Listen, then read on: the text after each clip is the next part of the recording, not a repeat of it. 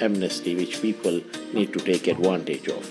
Because what it means that if you have paid your principal tax for any tax that is due until 31st December 2022, your penalties, and interest is automatically waived, including cases that are lying in the under the Tax Appeals Tribunal or under High Court or Court of Appeal.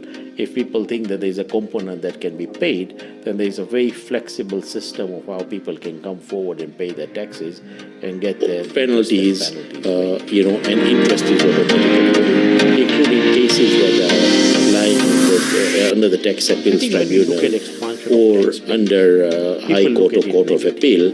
If people think that there is a component that can be paid, then there is a very flexible system of how people can come forward to pay their taxes and get their penalties, and interest is automatically waived, including cases that are lying under the Tax Appeals Tribunal or under High Court or Court of Appeal. If people think that there is a component that can be paid, then there is a very flexible system of how people can come forward to pay their taxes and get their penalties, and interest is automatically waived, including cases that are lying under the Tax Appeals Tribunal or under High Court or Court of Appeal. If by 31st people can afford to pay their taxes and get their penalties, and interest is including cases that are lying under the Tax Appeals Tribunal or under High Court or Court of Appeal. By 31st people can afford to pay their taxes and get their penalties, and interest is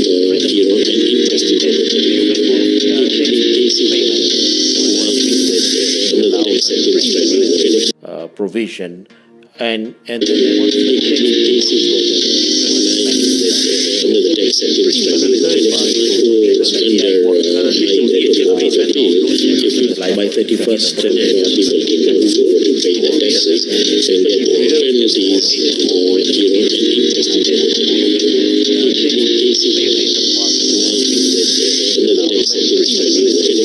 provision, interest and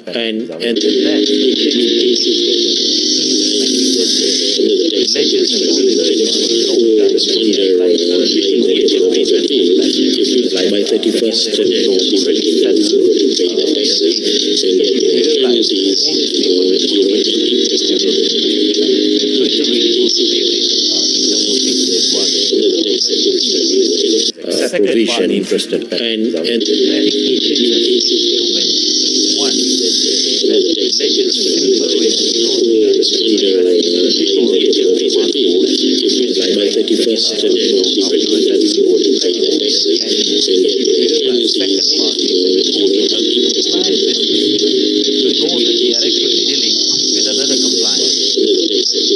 provision, interest and provision, interest and when they go to claim input VAT, the supplier has not paid VAT.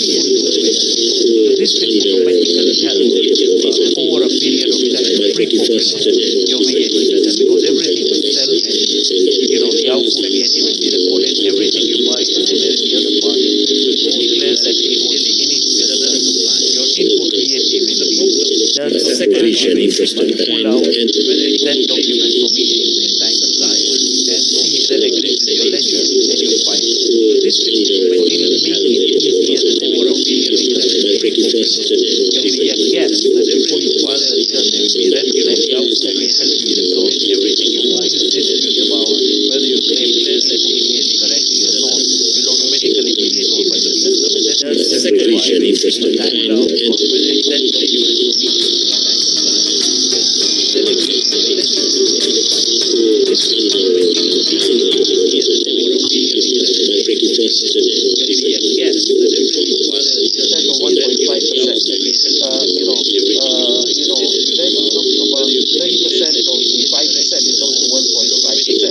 If you combine the two, it's about 3%. 3%, if you increase the turnover threshold, if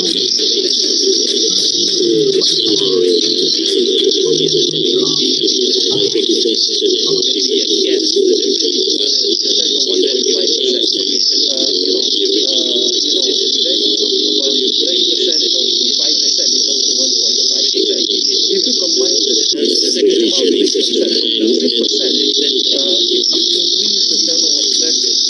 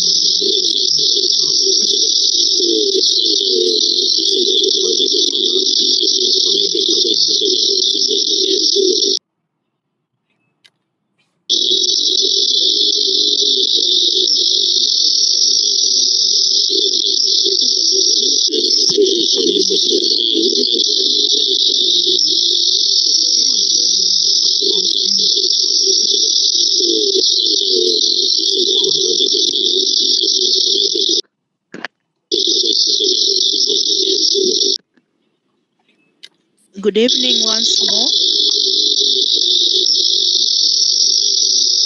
Eugene, if you're in the call, I need your guidance. Okay. Good evening, Madam Shaila. I need your guidance. Should we proceed as we wait for colleagues to join in? What's your take? I believe it will be quite in order that we proceed. Okay. And allow the rest to join us as we Good move evening on. once more. Fair enough. So then I will ask that we bring this meeting to a formal start. Okay. Good afternoon once more. I need your guidance. Should we from wherever you are joining us from? My name is Sheila Aduvaga and I work with the Kenya Revenue Authority, and I will be moderating this session And this allow the rest to afternoon. join us as And it gives me pleasure to invite all of us to this meeting. This meeting has been brought to you courtesy of Kenya Revenue Authority jointly with the Ministry of Foreign Affairs, specifically the State Department for Foreign Affairs. So we do this jointly together so that we can work and partner and see that our brothers and sisters who work and live abroad are also facilitated with the this meeting has been brought to you courtesy of Kenya Revenue Authority jointly with the Ministry of Foreign Affairs, specifically the State Department for Foreign Affairs. So we do this jointly together so that we can work and partner and see that our brothers and sisters who work and live abroad are also facilitated with the this meeting has been brought to you courtesy of Kenya Revenue Authority jointly with the Ministry of Foreign Affairs, specifically the State Department for Foreign Affairs. So we do this jointly together so that we can work and partner and see that our brothers and sisters who work and live abroad are also facilitated with the this meeting has been brought to you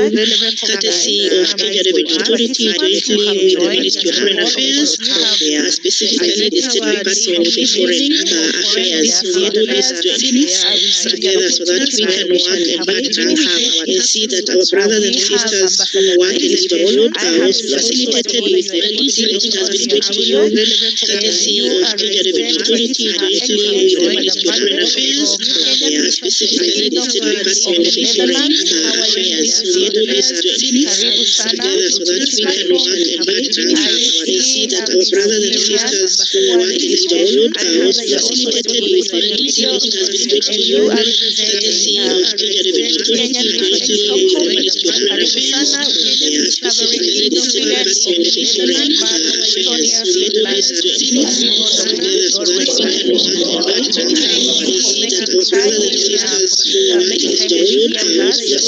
And of course, beloved brothers and sisters, hi, I hear you. I speak very well.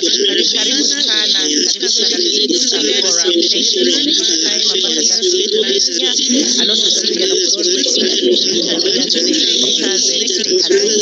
I'd like also to recognize KRA experts who have also joined us this evening, and a representative from the ministry. I know you are also joined by the colleagues. But before we get into formal remarks, allow me to begin my boss, Madam Margaret. I'd like also to recognize just give us her opening remarks. After that, we will welcome you to the remarks of the director in charge of the Diaspora Affairs, and then we shall proceed. But before we get into formal remarks, Madam Margaret,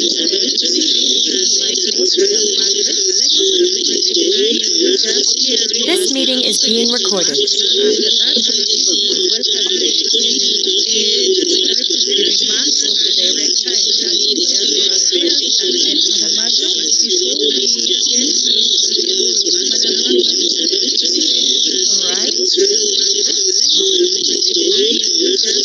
This meeting is being recorded. She will do so a little later. Eugene, I would like to hand over the microphone over to you to kindly give some remarks on behalf of the ministry. Kindly do so. Thank you. Thank you, Madam Sheila, and thank you for organizing This meeting is being recorded. She will do so a little later. First, I would like to present our apologies. We had hoped that possibly our PS would be joining us this afternoon, but unfortunately she jetted in just last evening, and she's had a very busy day, and she's quite fatigued. But all the same, I believe I'll be able to present her remarks, which should be in order. Allow me also to present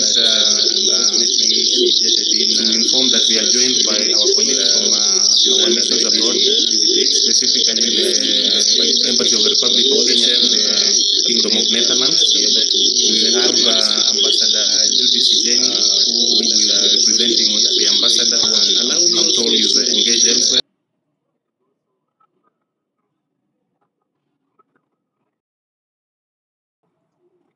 For our ambassador in Stockholm, who is also away on duty. So I believe my colleagues are available and possibly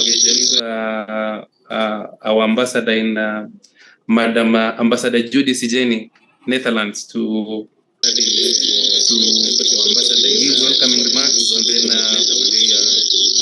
speak on behalf of the embassy in Netherlands, and then possibly later also get the representative from Stockholm, our ambassador in Madam Ambassador Judy Sijeni, Netherlands, to Ambassador Judy Sijeni. Thank you very much, Eugene. Thank you, everybody, KRA, Sylvia and company, for having organized, Sheila, sorry, for having organized this meeting. It's very important to us because, okay, before that, may I just give my boss, head of mission, apologies, Ambassador Margaret Shava. As you have told by Eugene, she's engaged, is actually in the meeting, but very busy with other official duties. So I'm stepping in for her, and I've indulged with the diaspora. I've mixed with them for so long, and I'm very happy that you have organized this session. I think this is the second session that probably we are discussing KRA issues since I came to The Hague. That is about from 2021. The diaspora have really been asking for engagements with the KRA, and since there are people who are staying abroad, as we were taught by Mahatma Gandhi, work abroad but invest at home. And when you invest, you want things to be in order. And we appreciate the diaspora very much for the work they're doing and in the economy.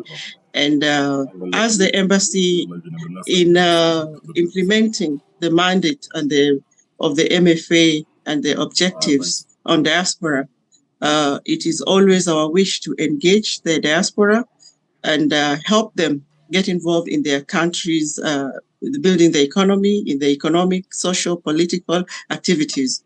And as we know, knowledge is power. The more we get enlightened about these issues, they've always asked for many questions. They want to know not only on taxation, can we have a desk at the embassy, career desk at the embassy to answer into their special needs. I think this is a forum that they'll be able to engage. We had already informed our diaspora through several medias and engagement platforms, and I hope they'll be able to join, or their representatives are here. I could see Janvia Ooko, who's one of our strong diaspora officials, the Kenya Diaspora, the KDAN organization in the Netherlands, and many others. So I won't take so much of our time. I know we've lost some minutes, and I'll leave it at that. If there's anything, we can engage later. But thank you very much for this important forum.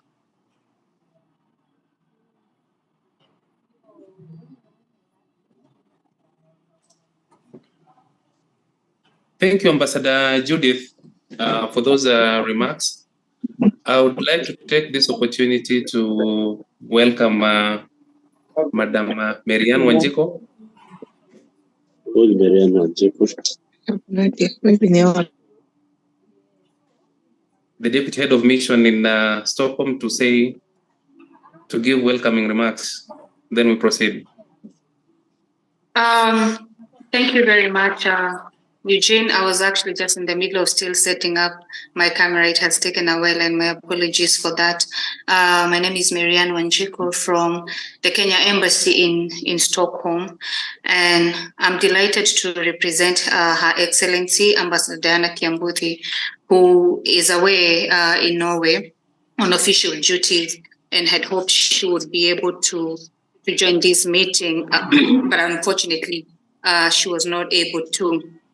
I would also like to welcome our diaspora community who have joined us in this webinar. We really circulated this communication to them to see if they will be able to join us, because from Stockholm, we serve Denmark, we have Norway, we have Finland, we have Iceland, we have Estonia, Latvia, and finally Lithuania. So quite a huge number of our diaspora community, and they were really looking forward to this webinar. And I would like to reiterate our commitment to serve Kenya, including diaspora engagement, which has now been elevated in the past year, as evidenced in the creation of the State Department for Diaspora Affairs. And I would say the diaspora community here is quite excited about that. And I look forward to a fruitful engagement during this session. Thank you very much, Eugene.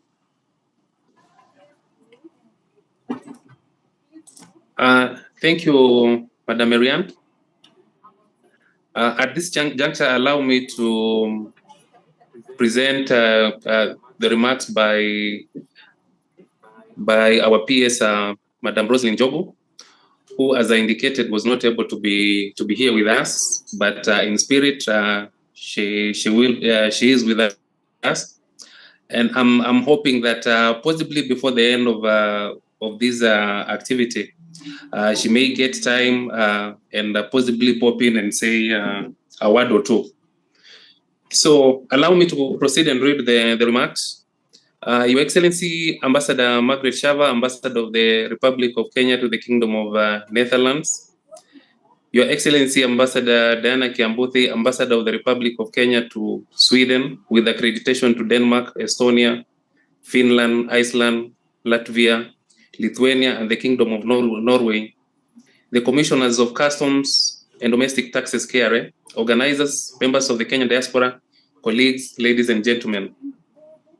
I wish to extend a warm welcome to the Kenya Diaspora in Europe. I am indeed glad that you could create time to attend this important event. And just to let you know that the State Department for Diaspora Affairs has partnered with the Kenya Revenue Authority on sensitizing of Kenyan nationals abroad on tax education. This is one in a series of sensitization exercises that have been carried out by the Kenya Revenue Authority in conjunction by the State Department for Diaspora Affairs as part of the continuous engagement of the diaspora as outlined in our 6-point mandate. This is also in line with the mandate of the State Department as contained in the Executive Order Number 1 of 2023 on the Organization of Government of the Republic of Kenya. More specifically, promotion of continuous dialogue with Kenyans abroad and the mainstreaming of the Kenyan diaspora into national development process. We are therefore glad to work closely with the Kenya Revenue Authority and many other government agencies in realization and delivery of our separate mandate. At the ministry, through the State Department for Diaspora Affairs, we are trying to see how best we can work with Kenya nationals abroad in terms of making our missions reachable and more friendly.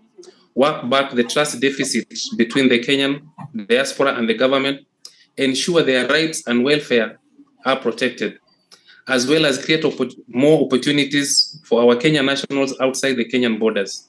So far, I believe you must have participated in our virtual public participation meetings, our many virtual communication online via Twitter, and I must acknowledge that we appreciate your feedback.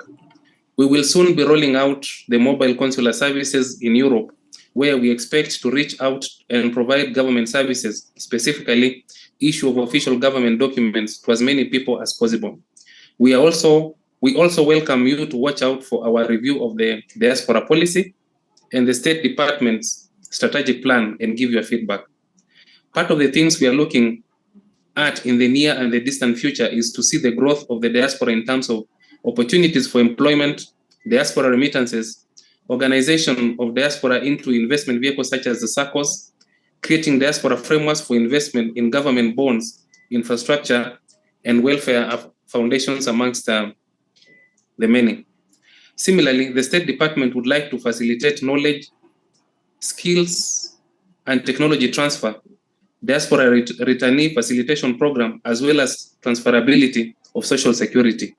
Your knowledge and expertise in these areas will be highly appreciated. We look forward to working together with the diaspora in tapping into this important resource for national development. Most importantly, we strive to ensure that we remain reachable, transparent, responsive, and able to protect as well as direct the output of this important constituency. With those few remarks, I thank you all, especially our ambassador and respective missions for making this exercise a success. I invite all and wish you fruitful engagement. Thank you. With those remarks, I would like to give back the program to Madam Sheila to continue. Thank you. Thank you very much, Eugene, and thank you very much, Deputy Head of Missions, for your sentiments and for making time to be here once again. We truly value your presence this afternoon. I hope that you stay along, stay with us even as we discuss, because these are issues that are very important to our Kenyans. And if there's something else you can do, even as we are engaging, if there's a way you can still reach out through maybe your WhatsApp platform, whatever means you can, because you were anticipating a larger audience. And if you can do something, even as we are going on with this webinar, we'll truly appreciate. But I do hope that you'll stay along with us. Thank you, Eugene, for the PSS remarks. Kindly pass our warm regards to her. We hope that she will find time, or she'll be able, time will allow her to join us in the next series of the webinar. Sheila, yes? if you'll excuse me. Yes. Sorry. I just wanted to recognize. Yes, go ahead. Go ahead. I wanted to recognize the presence of the chairman of the KDAN. KDAN, Kenya Diaspora Association of the Netherlands. Oh, wow. Yes, we can. He's in the house. I hope you'll give him time to talk. He's been very passionate and he's really driven the diaspora. He's made the good relationship between us and really strengthened it.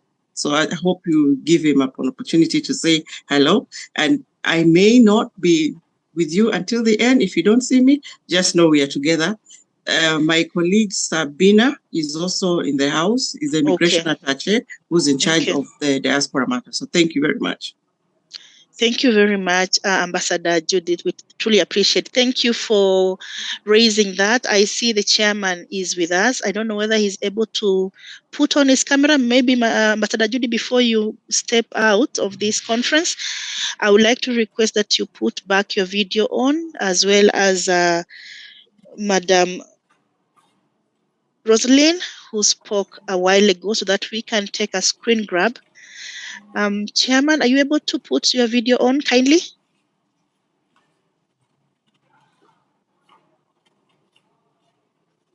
Chairman of KDAN, are you able to put on your camera on?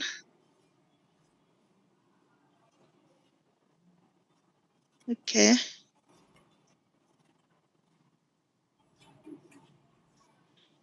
Ambassador Judy, you're trying to reach out to him? Okay. Maybe we allow you a minute.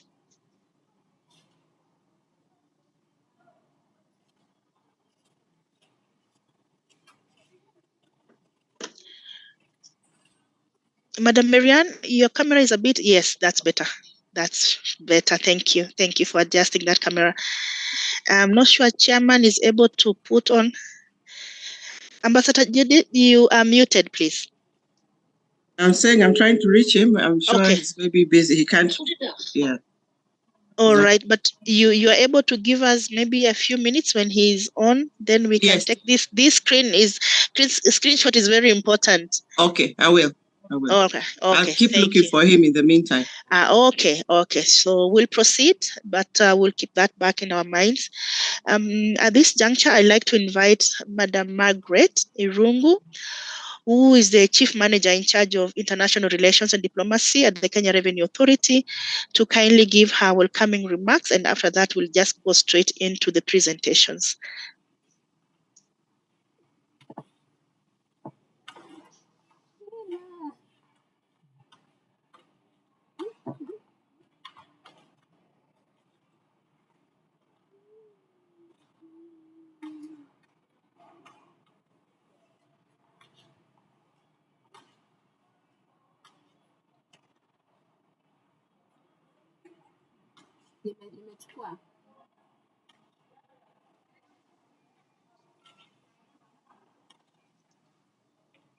All right. I think we shall move on with the program. Apologies for that. We'll see if she will be able to join us maybe at the end, towards the end of this webinar. But I'd like to take this opportunity once again on behalf of my colleagues at KRA to really thank you once more for making time for this engagement. This is very important to us as KRA to see that we are able to facilitate such engagements for our Kenyans, brothers and sisters who are working and living abroad, to support yourselves, and also just to ensure that you have an easy time and access to KRA services and you're able to comply without any challenges. And we are happy to just say that we are here to support you and to provide you with any assistance you may require, and happy to see that the mission is also present just to assure you of the Kenyan government support wherever you are. At this juncture, I'd like to welcome our first presentation by our Domestic Taxes Department to take us through what they have prepared. I invite you to share your concerns if you have as pertain the conversations we will have, or questions that you may also feel free to put them in the chat box, and our team will try and respond that immediately on the chat or in the course of this webinar. So I'll invite Ajesang to kindly take the floor and guide us through the domestic taxes presentation. And after that, we will take the customs presentation, and now we'll move to question and answer. Jason? Thank you.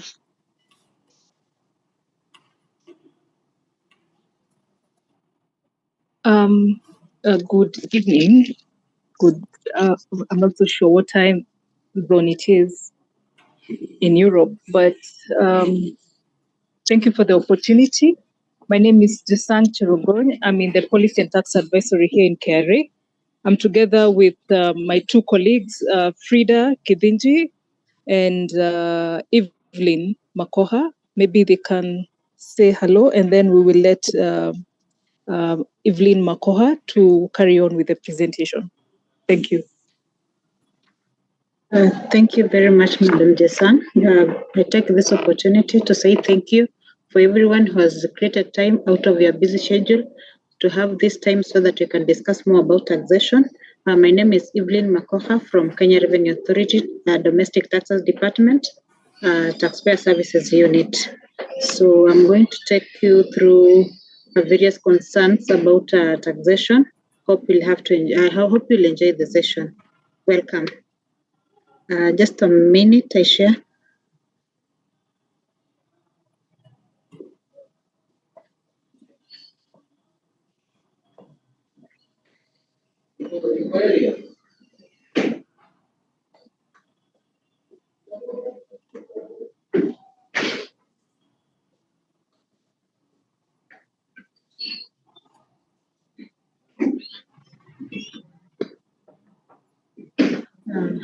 Give me a few minutes, kindly.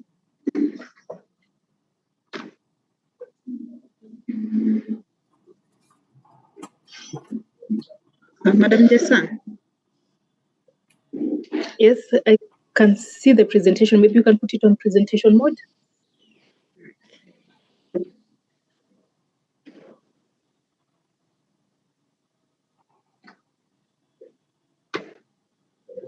You able to see the screen? Yes. Okay, those are my names, Evelyn Makoha and Jesang. We are going to take you through this. So when it comes to KRA, we are interested with the domestic taxes, and it's all about direct taxes and indirect taxes. When you talk about direct, that one you pay directly as an individual. Indirect taxes you have to pay through some other agent. For example, VAT is a consumption tax. If you go to a supermarket buy, then you have the vendor of the supermarket, the one to submit the taxes to KRA. So hence the indirect taxes. But of much importance is determining income tax residency. And in this case, who is a resident? Are you able to see my screen well? Kindly confirm. Yes, we can see. Go ahead, Evelyn. Okay, so we have a few issues that we need to put into perspective, and of importance is income tax residency. So when can we say one is a resident? For example, for our colleagues who are in diaspora, a person is considered to be a tax resident in Kenya if you have a permanent home in Kenya, whereby you are present in Kenya for any period in that particular year of income. Now, for taxation, the period is usually it can be annual or it can be monthly. So for annual income tax, we consider a calendar year, that is from January to December. So if you have got a permanent home in Kenya, so even if you just come at the airport and go back, so long as you've stepped in the Kenyan soil, you will be categorized as a resident person. Number two, if the person doesn't have a permanent home in Kenya, but you were present in Kenya for 183 days or more in that particular year of income, for example, in the year of income 2022, for example, from January to December, no, you are in the country for more than 183 days, then you'll be considered to be a resident. Or you do not have a permanent permanent home in Kenya, but you are present in Kenya in that year of income, and in each of the two preceding years of income, so the average is 122 days in each year of income. So if we are considering 2022, and when we take 2020 and 2021, and we average, so if it's more than 122 days, then you'll be considered to be a Kenyan resident. Why are we? Okay, but then somebody can ask, now what is a permanent home? Now our Income Tax Act describes a permanent home to mean a place where an individual can reside, or the place is available to that individual for residential purposes in Kenya, or where, in the opinion of the commissioner, in this case the Commissioner for Domestic Taxes, the individual's personal or economic interests are closest. So in this case, you might not be having a permanent home, yes, but there is a place whereby you can reside, or a place whereby it's available. There are no restrictions to you. For the purposes of residential, you can access that place. So it will be deemed to be a permanent home for you. So when based on that, then we can take the description of a person being a resident. But then why are we emphasizing on the residents? Because in this case, maybe if you've left this country to, let's say, to Denmark, you presume that maybe I'm not residing in Kenya or I'm not in Kenya, then I'll not be taxed in Kenya. But when you look at the law here, so long as you have a permanent home here, then you will be regarded as a Kenyan resident. Or even if you don't have, but you've stayed here for more than 183 or an average of 122 days, then for tax purposes, to as you're a resident. Maybe as we continue, I also like to mention that maybe you have also to consider residency and citizenship. Now, the difference is for you to be a citizen, yes, you were born here, or maybe by the time you're leaving the country, you had acquired a Kenyan ID. So even if you go to a different country, you're still a Kenyan citizen based on this, on the personal, on the national ID that you are given. But for residency, you've seen now that the description is for the tax purposes. But then the Kenyan taxation system is based on income derived or accrued in Kenya. What are we interested in? We are interested in income. Then how can we categorize this income? Now Kenya operates a source-based taxation system in which in essence that we tax income accrued in or derived in Kenya. However, we have got some exceptions to that, where tax will be imposed on a person who is resident in Kenya and earns employment income from outside Kenya, on pension income relating to employment that had been carried out in Kenya. So in this case, you've gone to Denmark, you are employed there, but as per the definition, you have a permanent home here. So that income from that employment that income that you are earning from employment in that country you're residing in that diaspora, then it should be taxed here for tax purposes. Then also a resident person who carries on a business partly in Kenya and partly outside Kenya. For example, you can establish some business, so partly you do it here and partly you do it where you are currently. So that income will be taxed in Kenya. Okay, we also have got a resident or an unresident person who derives income in Kenya. Sometimes you can be having some business here and maybe you don't have a permanent establishment here. And for that particular year of income, you've not stepped here.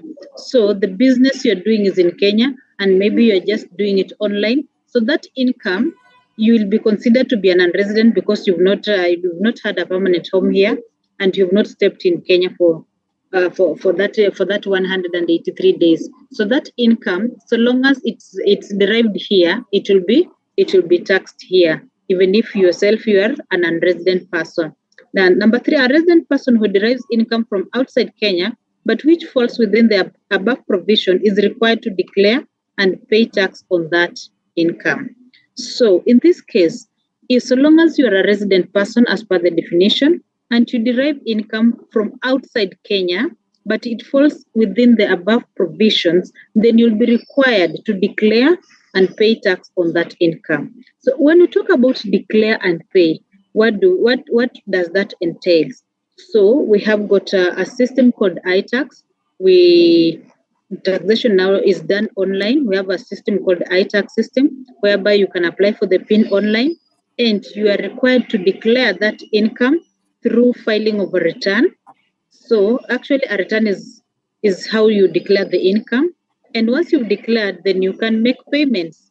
So by doing so, then you'll be considered to be a compliant person. Now, when we talk about taxable income, now this income, or rather the money or the source of income that we are considering here, it's divided into various categories. So taxes are imposed on income of a person, and in this case, a person can be a natural person or it can be a body corporate, and it's not limited to profits on business. So for body corporates that are incorporated in Kenya, it will be taxed at 30%.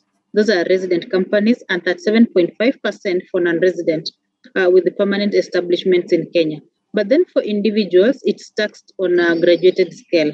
Now for employment income, this is the compensation that you get for rendering a service. For example, me, I'm paid by KRA because I'm rendering a service to KRA. So that income from employment for individuals, it's taxed on graduated scale. And for residents, they're allowed to deduct personal relief, insurance relief, affordable housing relief. But for employers, but in this case, you're not doing that as an individual, but the employers are appointed to pay to operate a scheme called Pay As You Earn. So they act as agents for KRA. So they deduct that tax at source and remit the same to KRA on or before 9th of the following month. So we also have income from use of property, and this one is called rental income, or in short, monthly rental income, or MRI. Now, this one, it is if we have got some property and you let that property out, or you assign those rights to somebody else to use it for residential purposes, and in exchange the person pays, so that income will be taxed at 10% gross, at 10% gross of that of that income. But also have got withholding tax that is applied on at 30%. Now this one is for non-residents. So for residents, it's 10%, which is a final tax. But for non-residents, it's withholding tax of 30%, which is final. Then we also have got a capital gains tax. These are taxes on gains and on the disposal of property. And in this case, maybe you can define what property is. Property, it can be buildings, it can be land, or it can be shares on the Nairobi Stock Exchange. So if at all there is some difference between the purchase price and the selling price, so it's deemed to be a capital gain. So it's 15%. 15% of that is submitted to is remitted to Commissioner for Domestic Taxes. Then we also have got some other regimes, or rather simplified regimes, like turnover tax. This one is for small businesses, for small and micro sectors, or rather the informal sector. It's usually for those businesses that are having an income of turnover of 1 million to 5 million. It's taxed at 3% on gross turnover. Then we also have digital service tax. This is tax on income derived by a non-resident from business conducted over internet or electronic platform or digital marketplace, and it's usually 1.5% of the transactional value. We can also mention something about double taxation avoidance agreement. You realize that we have got various treaties or various agreements that Kenya enters with various countries, so that if at all their citizens are in Kenya, or our Kenyans are in their country, for example, if you're in Denmark and you're taxed there, the same income we expect you to pay tax in Kenya, and it can be so unfair for that same income to be taxed twice. So in such a case, there has been some double taxation avoidance agreement, whereby if at all there's such an agreement in place, then you'll have just to declare that income was taxed in that country. So when you come here, you will not be taxed again. So therefore, these are provisions for tax reliefs and deductions for taxes that may have been paid outside Kenya, ensuring that Kenyans in diaspora do not suffer double taxation. You remember we have got taxation has got some guidelines, and among them is fairness. It has to be very fair to everybody. So this is one of them, to avoid that double taxation. But actually, it is your duty maybe to visit to visit an office there to confirm the specific details of that agreement, so that you are able to apply that provisions that specifically applies to you. So DTA agreements concluded between two jurisdictions to allocate taxing rights between the countries, with the objective of preventing double taxation of the residents of the countries. So actually, this one it's there to promote some good relations between the countries that are entering into these agreements. So Kenya has 16 DTAs that are in force. So like Denmark, there was one that was done in 1972, and it came into force in 1st of January 1973. There's another one for between Kenya and Norway. We have Sweden, Netherlands, and others. So you can visit that link over there to see if the country you're residing in has got some that DTA agreement in place. So for further details, kindly visit that link that is shared there. Now, in case there is no DTA, double taxation could occur. However, the law provides for relief of tax paid abroad by the Kenyan citizens with respect to employment income or income from entertainment, athletics, and sportsmen. Subject to tax payable in Kenya. So you have to, so as much as maybe there is no DTA, but now there's some relief for tax that is paid abroad, but then it is the duty of the person or the taxpayer now to prove that actually tax was paid abroad.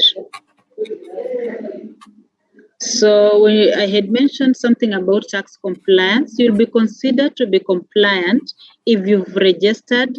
By registering, we mean for you to apply for a KRA PIN and appropriate tax obligation based on the income that you have. For example, if you have some rental properties here, you have got to register for monthly rental income, or if you have got some business, then you have to register for VAT. So once you've registered, you are required to file the returns when they fall due. And once you file the returns, actually by filing returns, you're just declaring the income that you've gotten from that engagement for that particular period. Then once you've declared that, then you have to make payments. Okay, so by doing that, registering, filing, and paying, making payment and reporting, then you'll be considered to be tax compliant. Okay, so that is what I had explained. So when you talk about accurate reporting, this one means that you have to provide correct details or information in your tax declarations or tax returns. So from time to time, we have got some compliance checks, we have some audits, we have some investigations. So for compliance checks, these are just healthy checks to ensure that whatever you are declaring and whatever we have and whatever is on the ground is in sync. So, and sometimes maybe if at all there's some huge discrepancies, then you can be selected for in-depth audit, or rather, if at all we have some fraudulent activities, then it will be subjected to investigations. And also on this part of reporting, and now that you're in diaspora, we have got country by country reporting, especially maybe if you're working for a multinational or something, that you're supposed to declare those incomes. So you're required by the law actually to declare and ensure that whatever you declare is correct.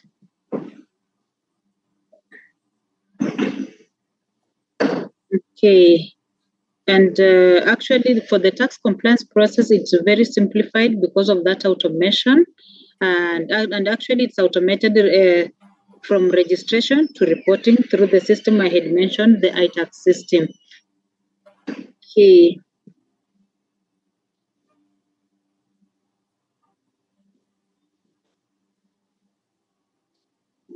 Okay. So there is also what we call, we had a program called Voluntary Tax Disclosure Program. This program was running from 1st of January 2021 to 31st of December 2023. So we have got like 2-3 months remaining before the program comes to an end. And maybe one can ask, what does this program mean? This one means that if at all you had some income that you had not declared in the prior years, and this prior years runs from 1st of July 2015 to date. So if at all there's income that you did not declare, you can come forth and declare the same. And once you do that, then you are expected to pay the principal tax and get a relief for penalties and interest. So it was running for 3 years. For the year 2021, you could get 100% waiver of interest and penalties. For 2022, it was 50%. Now this is 2023. The waiver is 25%. So not anybody can apply for this program, especially for those who are under audit or under compliance or under investigations. They are not allowed to, as the name suggests, voluntary tax disclosure program. So this one it has to be voluntarily done by the taxpayer. So if we are under compliance or under investigation, then that voluntary bit is not there. So, but then this year they have got some new program again. Once this voluntary tax disclosure program is coming to an end, we have another one now. It's called tax amnesty that is running from September 2023 to June 2024. But then what does it mean? It means that the Finance Act of 2023 under Section 37E of the Tax Procedures Act grants that tax amnesty. So the amnesty applies to penalties, interest, and fines for all the tax obligations. So sometimes maybe you got a PIN and you left the country, so you didn't know that you're supposed to file. So over time, maybe it has accumulated penalties and interest for not filing. So this is good news for you. You can grab the opportunity while it lasts. You can apply for those penalties. You realize that if you've not filed, the only taxes that will be due will be the penalties and interest for not filing. So in this case, maybe you've not declared any principal tax, but it applies for all the periods prior to that first December 2022. But if at all you had been assessed some taxes based on tax avoidance as per Section 85 of the Tax Procedures Act of 2015, then this tax amnesty does not apply to you. Now, we acknowledge how stressful having tax arrears can be. We also acknowledge the anxiety from constantly accruing penalties and interest on unpaid taxes, or not even knowing where to start. Sometimes maybe you are in diaspora, you have those penalties and interest, and you don't even know any tax agent who can assist you. And maybe by the time this person maybe is requiring so much money from you to represent you, and you're just there confused, not knowing what to do, this tax amnesty program is an opportunity for you to remedy any tax concerns on your side.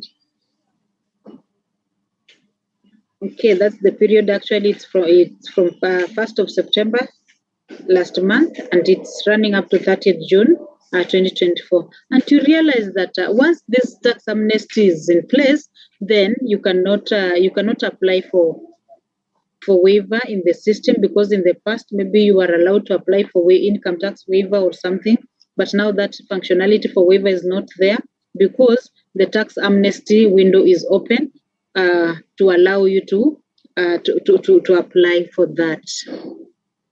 So having said that, I can welcome Madam Jesang to make some comments.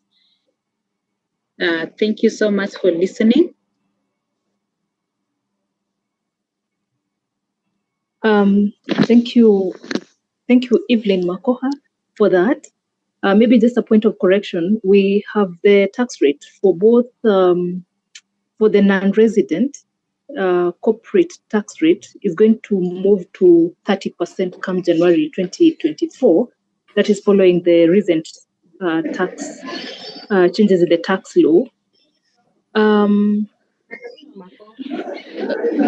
I would welcome my colleague Frida Kithinji to just make a few remarks on tax amnesty. I think I see the presentation was precise. Maybe you can make one or two comments on that.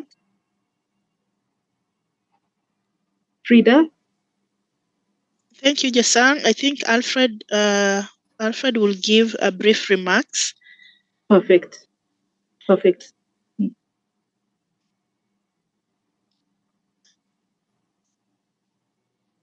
Thank you, Desan. Thank you, Ms. Makoha, Sheila. We've been taken through the tax amnesty introduced running from 1st September 2023 all the way to June 2024. And just to briefly comment, in order to qualify for the tax amnesty, then taxpayers who have no principal taxes for the periods prior to 31st December 2022 will qualify automatically for the tax amnesty.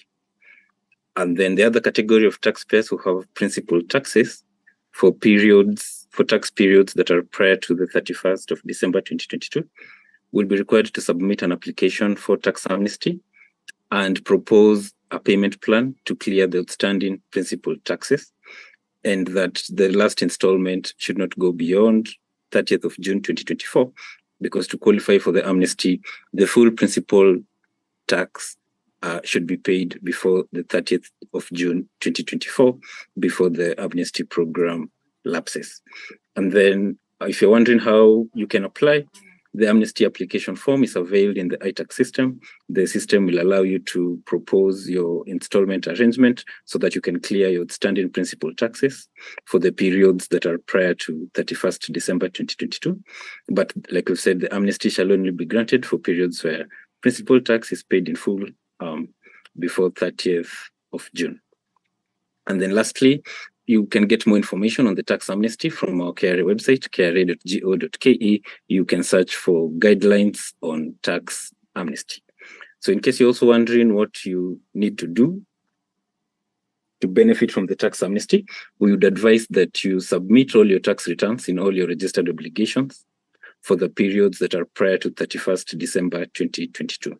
So bring visibility of your records of your accounts by filing all your returns in all obligations, VAT, value-added taxes, income taxes, pay-as-you-earn, and so forth, so that you can benefit from the amnesty program. And we invite you to make correct tax declarations and then pay any principal taxes that are due by the 30th of June 2024. And we also invite you to give full cooperation with the auditors, the tax auditors, provide whatever documents that are necessary, cooperate with them to conclude the audit exercises well in time so that you have sufficient time to clear any principal taxes for the tax periods that are prior to 31st December 2022.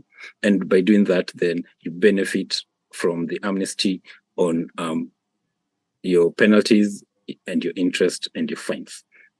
And in the same breath is to ask that you step up resolution of any tax disputes before the 30th of June in order to benefit from the amnesty program. And then to also ask that in case you have entries in your ledger that are erroneous, then hasten to provide supporting documents to help reconciliation of those erroneous entries, and so that you can be left to pay whatever principal taxes that are due and also benefit in good time from the amnesty program. That's all we have time for today. Thank you. Thank you, Alfred. Back to you, Sheila. Maybe you could we can encourage our listeners maybe to post their questions on the chat section as we continue with the other presentations. Thank you, Sheila. Thank you, Jesang, for leading that session very well. And thank you, Alfred, for chiming in and providing more information on the tax amnesty program. Indeed, as you have mentioned, it's a program that our brothers and sisters could take advantage of. And the beauty is that KRA is available. You don't have to maybe hire an expert to help you. The KRA services are free. We are available at any time to offer you the needed support you need. Maybe as you ponder on what we have shared so far from the first presentation, I would encourage us to maybe post any question that you might have on the chat box, or maybe use the raise hand button. So far, I haven't seen any question. I am not seeing any raised hand. I don't know if anyone has a question at this moment. I have seen a concern from Macmillan is asking, will you avail the recording of this meeting? And if so, where can we get the recording? We will avail this through the Ministry of Foreign Affairs and through the Kenyan Mission. Then they'll be able to avail this recording to you.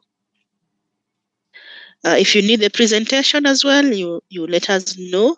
And maybe you could share your email address on the chat board so that we can retrieve the same and share with you the presentation. From Customs, Rispa Owino, are you ready?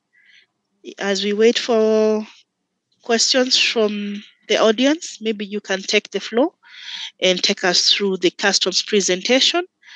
And if we get questions, I think after the presentation, we'll take them all. Thank you very much. Rispa, over to you.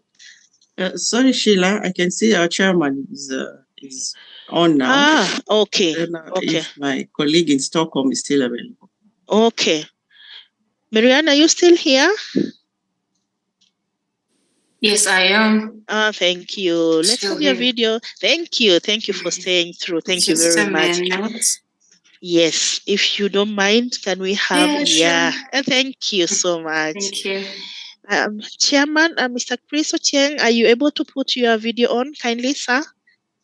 Yes, I do have it on. Thank you. There you are. Thank you very much. I can hear you. I can see you. Habari yako. I'm sure you've not forgotten that. Habari yangu mzuri sana. I cannot forget. Good. So we wanted to have this moment to grab a screenshot because Ambassador Judith would like to step out of this call. So if you don't mind, allow me a minute to ask Eugene, are you in the call as well? Or any other person who you're Yes, able, I am. Yes, all of us, any member who is able to put on their videos on, we don't mind to take this screenshot for our record purposes. Let's have our videos on for a moment, if you can, so that we can take this. Thank you very much. Thank you. We'll take as much as possible. Thank you very much for complying. Thank you. I truly appreciate. Chairman, I don't know whether I should give you a moment. Are you staying through the presentations? Yes, I'll try and stay through the presentation, even though I'm also actually at work. So it's a bit tricky to talk at the moment when I'm required to, because I'll also be attending to other things. Okay, in that case, can I just give you a minute to just say hello and maybe a few remarks? I know you represent many Kenyans over there. Maybe, yeah. Yeah, most definitely. Thank you very much. And thank you very much, Ambassador Judy, for bringing me in the limelight. Yes, we did know about this forum today, a webinar, and it's really a useful one. A lot of Kenyans actually been asking us so many questions regarding how to treat their care obligations. And I think it's very much in order that these sessions are held. Maybe we'll suggest that even they be held on a regular basis. Let's say maybe have a calendar for a year and then maybe have them quarterly. It will really help a lot of people because so much changes. So many people are also stressed up with different kind of obligations. So giving them a reminder on what the obligation toward KRA would be would really be great. And I think from here, we will also be able to have some information that we can also spread through. It's unfortunate that not so many people are able to join because I would have expected a bigger crowd, especially being that it's basically a wider European audience you are trying to reach. But I think the timing also could also be the reason because it's still very much working time for most of us on a Wednesday evening like now. So that could also be something that we can improve on the next session that we're going to have. But I think all in all, I am very much grateful on behalf of the Kenyans here in the Netherlands for this particular session. I'll stick in as much as I can to get more information. And I hope that we can also get the slides mailed to us. They are really useful for us to use as a point of reference. Thank you very much. Thank you very much, Chairman, and thank you for even the role that you play as the chairman of the Kenyans in the diaspora. I know it takes quite a lot of sacrifice. So thank you for being their voice, and thank you for even representing them here in this meeting. I hope that you could share with them that you were present, you gathered as much as you could, and you'll be able to share with them, and hoping that next time when we reach out, then you'll be able to help us mobilize even more numbers so that we can reach out to many Kenyans, because we want to reach out. We don't want Kenyans to be duped for services that are offered free by KRA. We want to be available to them free of service, and they're able to reach out to us and get services and support they need. So thank you very much, and we wish you the very best. Even as you continue to listen in, I hope that you will listen in until the end of the session. Thank you for making time. We can't thank you enough. Asante sana. So, Rispa, I will hand over the mic over to you so that you can lead us in the next session of the presentation. Thank you.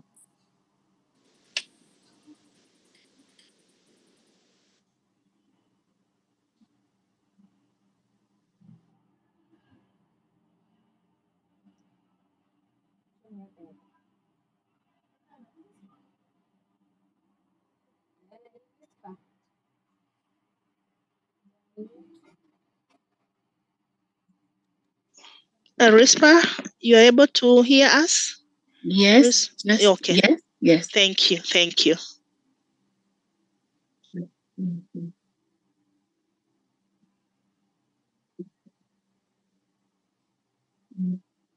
Yes.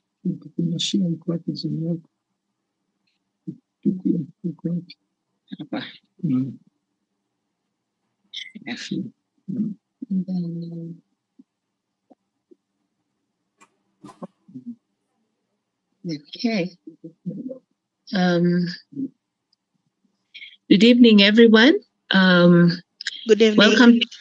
Welcome to our session. My name is Rispa Owino, and I will be representing the Customs and Border Control session, matters touching on customs.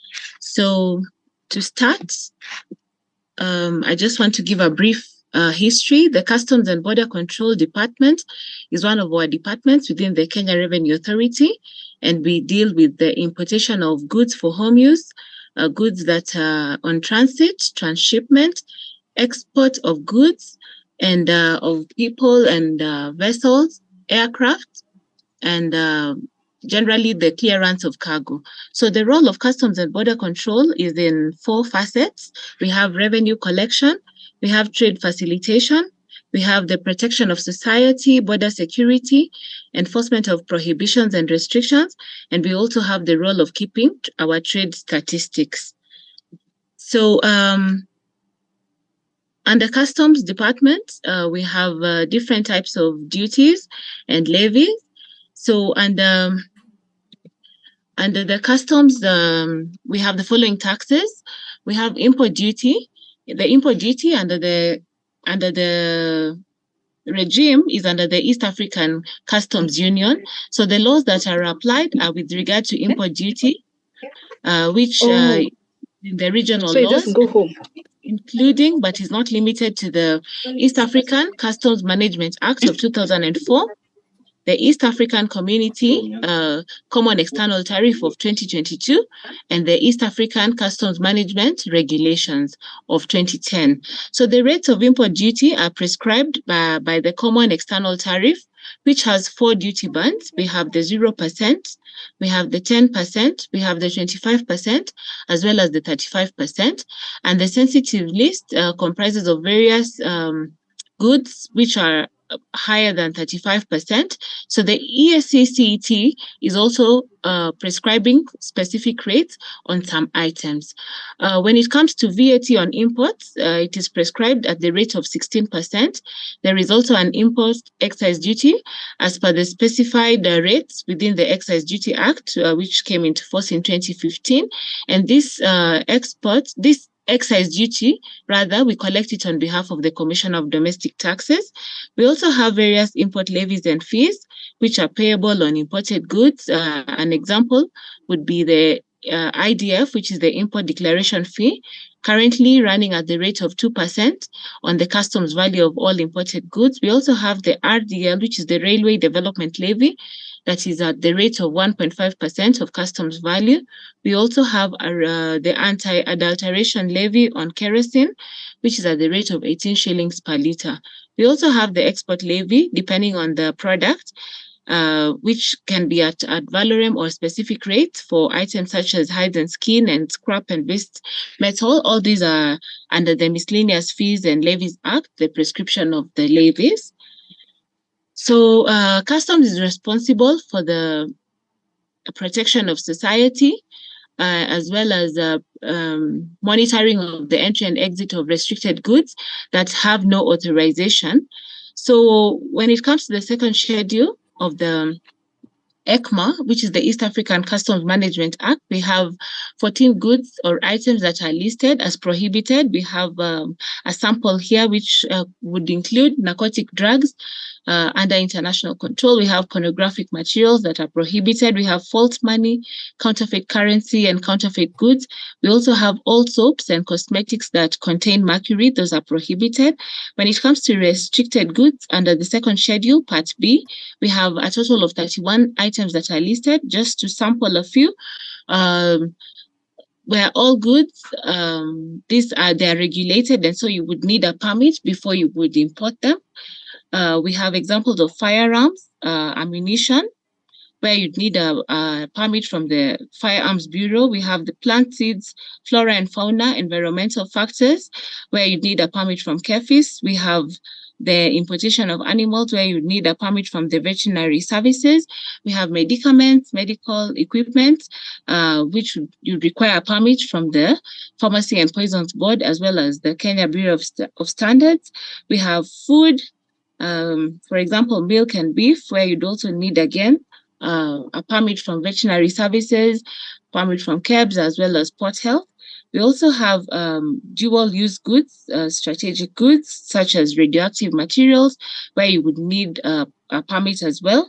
Also, you need a permit for unmarked precious metals and precious stones, arms and ammunition, ivory, spent cartridges, those being examples of restricted goods. So KRA is undergoing a simplification and harmonization of customs procedures to support the ease of doing business. So we are doing this in the following ways. There is the automation of processes. Customs clearance is now fully automated. Clearance is done within the ICMS system, which is the Integrated Cargo Management System, integrated with other partner government agencies for, the oversight role. And then we have the simplification of certificate of origin. This is a document which is used to show or to confirm the originating status of goods which enjoy preferential treatment. This could be under the ESC region, or as well as COMESA, or as well as the AFTA certificate of origin. We also have the Authorized Economic Operator Program, which is a green channel kind of arrangement, where goods for importers as well as clearing agents or transporters who have met a certain criteria are granted the AEO status and to enjoy express clearance privilege. We also have the pre-arrival clearance process, which is a customs process that entails the imports, document processing at the port of importation prior to the arrival of the vessel, so that when the goods arrive, there is a very fast clearance of the goods, which then limits expenses such as demurrage. Then clearance of goods is done in accordance with customs laws. The declaration system is a self-declaration or self-assessment system, where the importer or through his agents makes a self-declaration within the system. And when the system assesses the goods, there is payment, tabulation and payment of requisite revenue. So all taxes currently are paid at the bank or by the mobile money system. So there is no cash at the custom stations. And then the agent, being the principal agent of the importer, should be licensed by the Commissioner Customs. The agent accesses the customs systems to make the declarations on behalf of the importer and as well as to pay the taxes.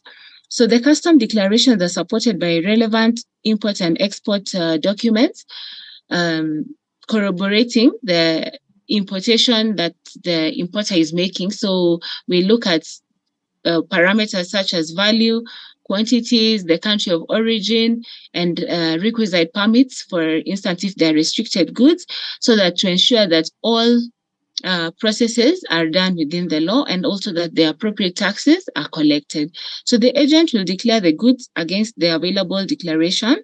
So the customs processes vis-a-vis the goods should conform to all parameters prior to releasing at our release points.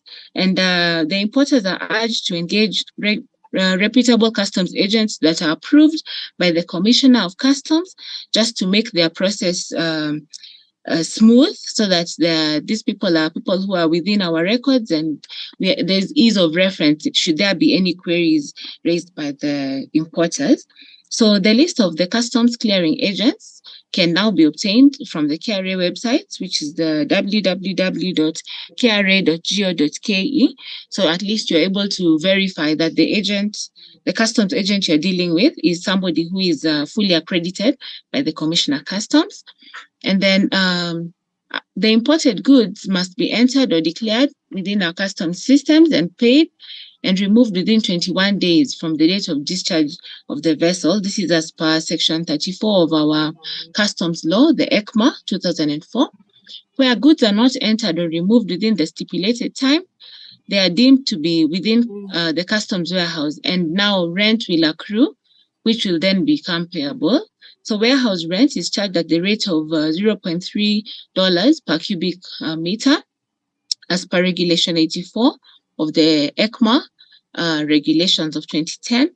So importers should be aware that non-compliance with the tax laws on customs with regard to importation and exportation forms an offense which can be dealt with in line with the provisions of ECMA. So the offenses and penalties vary for the different omissions or commissions, which are provided for under Section 193, 193 to 203 of ECMA. So those provisions, maybe for someone who would be wanting to look, we also have the ECMA under the ESC website. So you can access the full East African Customs Management Act just for reference. Other particular things that one may pay regard to when it comes to importation, an importer should pay regard to the shipping line charges, which are the demurrage charges, in addition to the taxes. Then also the clearing agent fees that is determined by the importer and the clearing agent. It's an agreement that they get into. There are also port charges as well as CFS charges, depending on where the goods are taken upon importation. Then importers need to be aware of all these other charges in the clearance process, so that when they bring in their shipments, they're not only paying attention to the taxes that are within the declaration. They need to factor in these other extra charges so that their importation process can be smooth.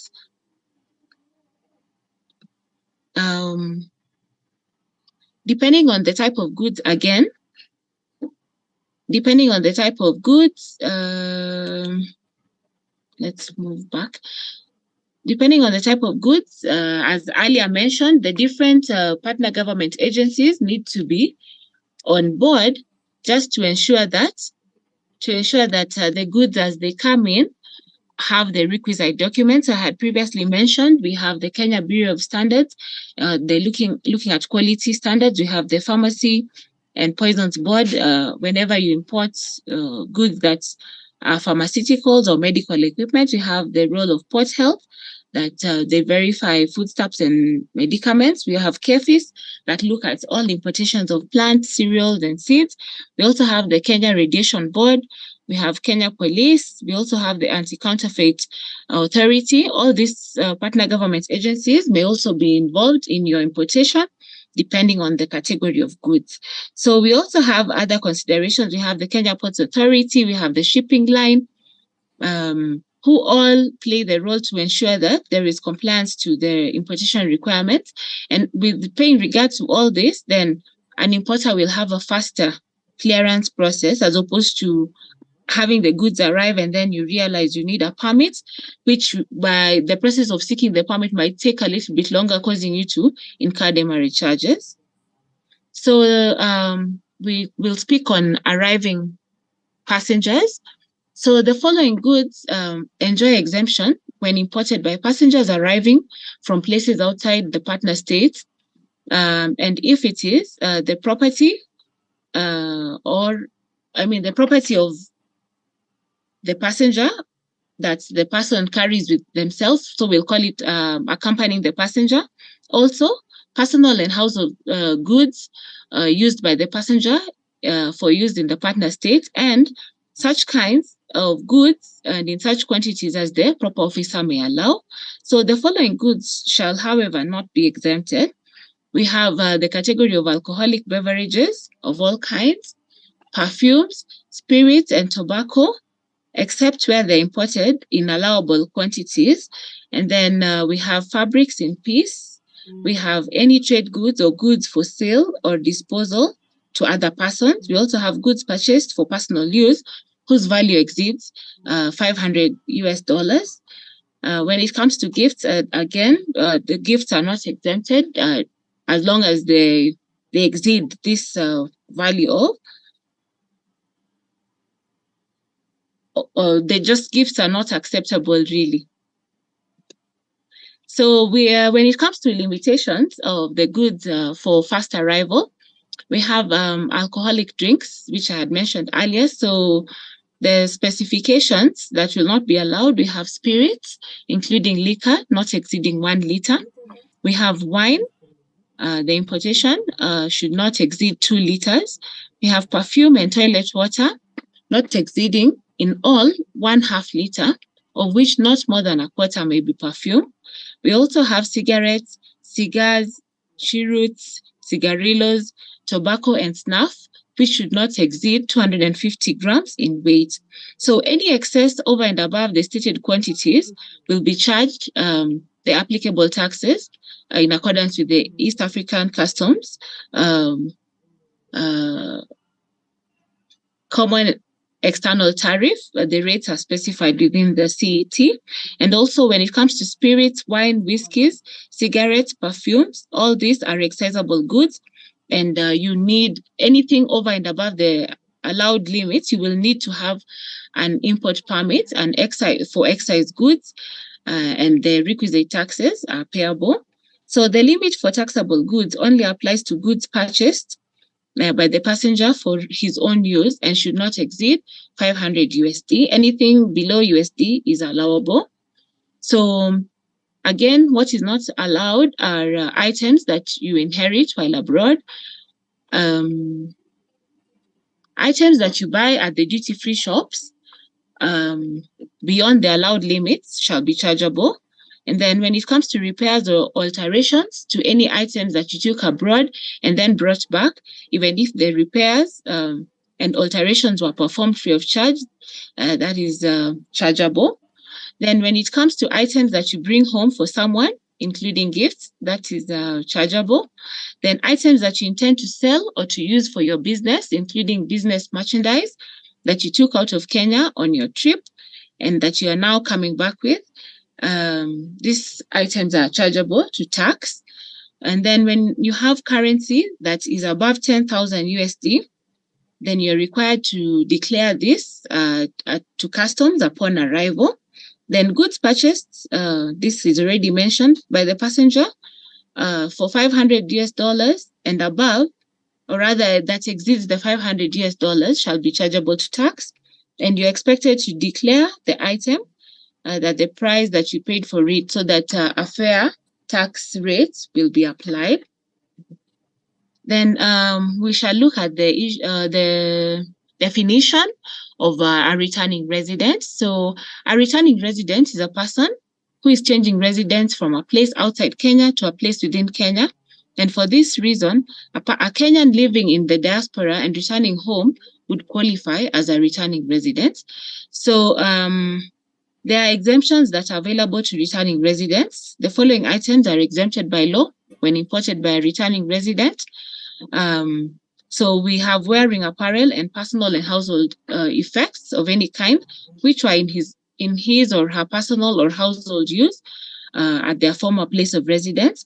Also allowable is one personal motor vehicle, excluding buses and minibuses that are owned and used by the returning resident for a period of at least 1 year. And then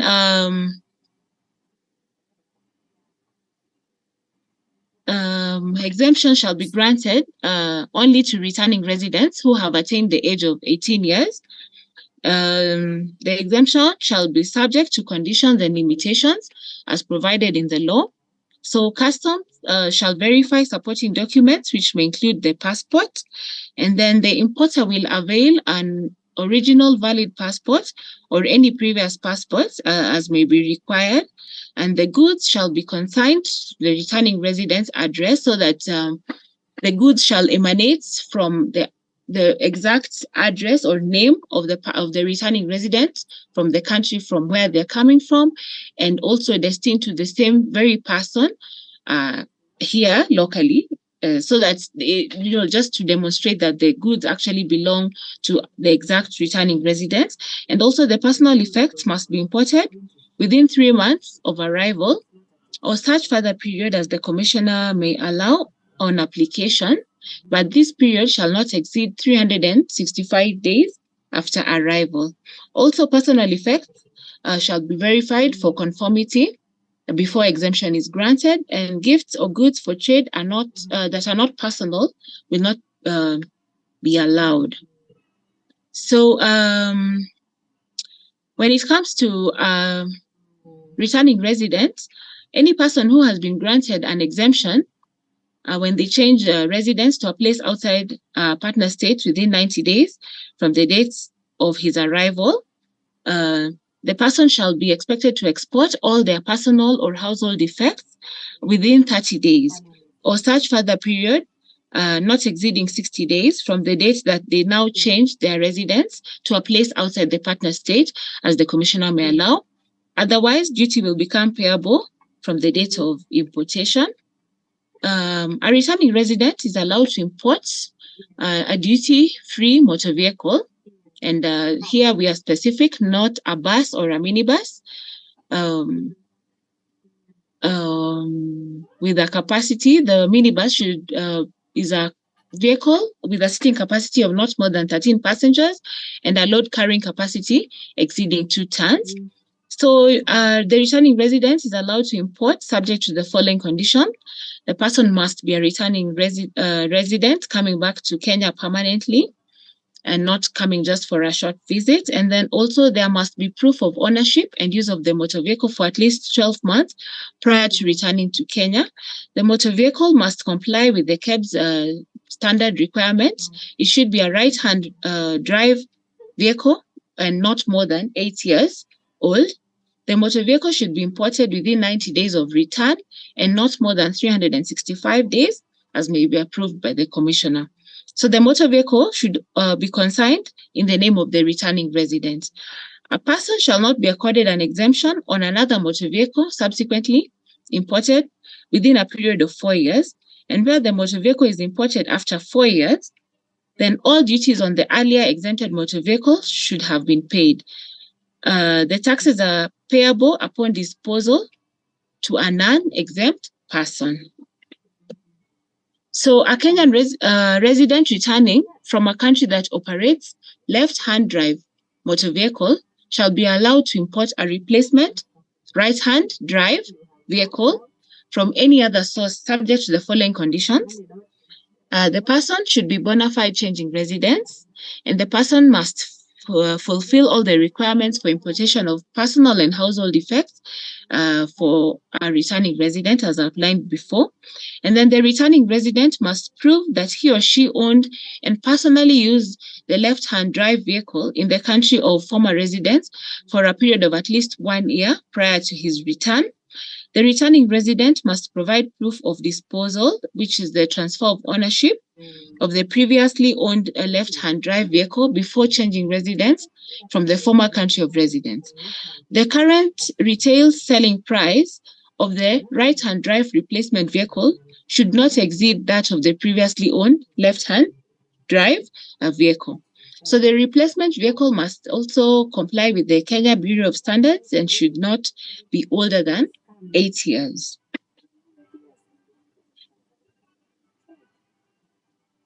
So a returning resident, they are entitled to exemptions due to returning residents so long as they meet the minimum requirements. The spouse of a diplomat is also considered a returning resident in their own rights if they meet the stated requirements.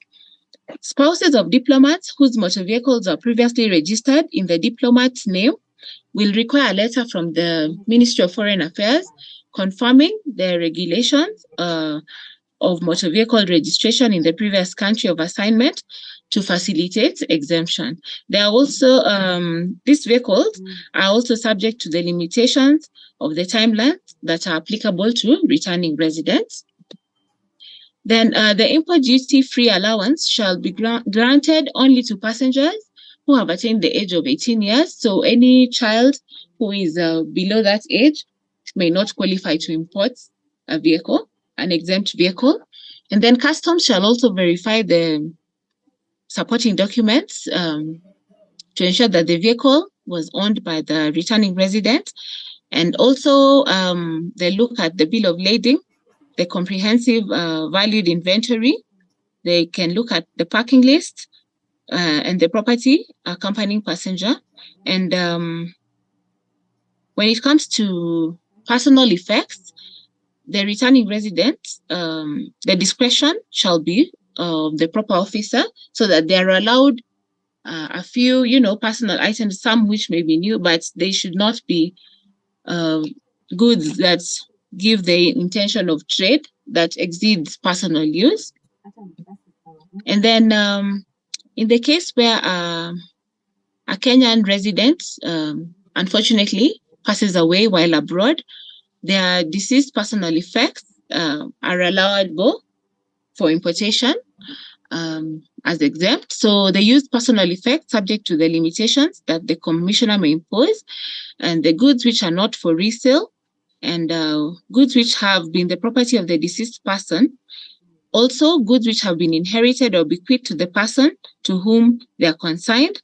The personal effects may also include one motor vehicle which the deceased person owned and used outside the partner state. Also, to be required will be letters of grant that are issued by a court of law, as well as a certified will. Some areas that are of concern that maybe we can speak about right now are the undeclared goods whose values would exceed 500 USD, being gifts for family, friends in the form of phones and perfumes. And then areas of concern, maybe not adhering to allowable limits.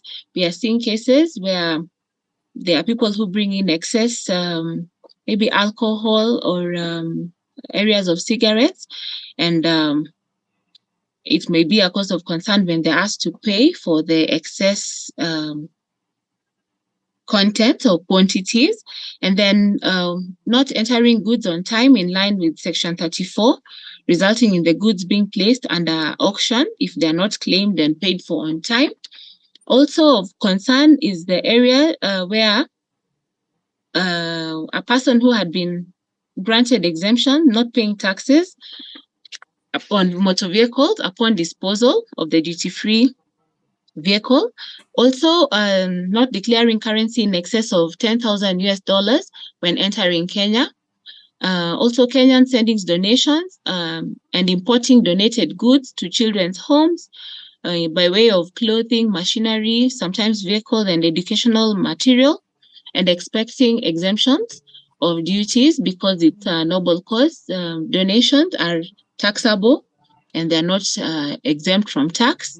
So that is an area maybe that could be of notice. And then again, sending duty payment monies to clearing agents who are not duly certified by the Commissioner Customs. In this case, sometimes there could be cases where money is lost because then the person who may have been posing as a clearing agent has taken the money and is now not reachable. So it is good to deal with clearing agents that are on the KRA website because they are within the site of the Commissioner Customs, and also not knowing that there are other charges other than the duty, and these are the charges that were earlier mentioned, such as port charges, even the payments to the clearing agents, so that this can bring a dispute at the time of importation where the importer is not aware of the extra charges. And also in some cases, maybe I'll skip this one.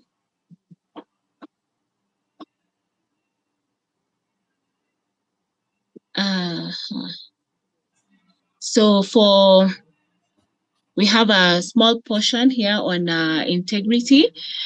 So KRA has taken measures to ensure that our dealings with our taxpayers are free from corruption. So we have employed the automation of KRA functions. We are now fully automated. You can make the importations through the ICMS system. Also, there is creation of awareness on integrity program, which we have for both our staff and our stakeholders, as in this instance. We also have intelligence collection and management. We have investigations of tax evaders. And we also have a KRA integrity policy that is in place so that in case any importer or any person dealing with us has any issues of integrity, then they can move forward and, lodge a complaint. We have a corruption reporting mechanism that is the IBSOL. So this specific, maybe I'll say this portion of the presentation is just to highlight that if anyone encounters a challenge with us, then they are free to actually contact the authority, since KRA right now is on a corruption-free system, or rather we are employing the corruption-free authority. And then for the part that was customs, in case you have any questions that are further away from the presentation of today, please feel free to write to us at policycbc@kra.go.ke, and we'll be happy to answer any questions that you have pertaining to customs importations or any other customs issues that may come up and that you'll need clarification on. So right there, we have also further resources that you can use just to touch up with KRA. You can use our website. We have posted like the list of the clearing agents on our website. We also have the numbers that are outlined there. And we also have the KRA call center. So at any one time, if you need any assistance, then you can use those contacts that are outlined. I'm sure the presentation shall be shared. So these contacts will be made available to you. Right now, I think I'll want to revert back to Sheila. We are done with the presentation. She can take over from us now, and we look at any questions on the chat. Thank you, Sheila. Back to you. Thank you, Rispa, for that elaborate presentation that you have shared with us. I am concerned that I have not received a question. That tells me that all the presenters have been very clear in terms of their delivery. And if I'm missing out a hand, please feel free to stop me so that we can pick your question. Any concerns from the presentations presented by our tax experts? I'm going through the room. I'm not seeing any hand.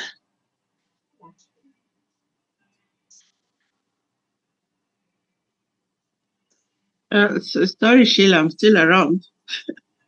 Oh, Ambassador, thank you. Thank you for staying through. Thank you very much. You have a question? Yes. I just have Please a go ahead. clarification. I was in and out, but I had the last part which I thought I needed to ask. Yes. I've dealt with so many of these foundations, charitable organizations.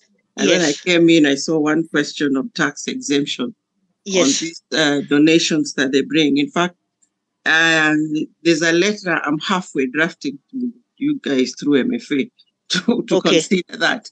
Okay. Yeah, because it's almost by everybody.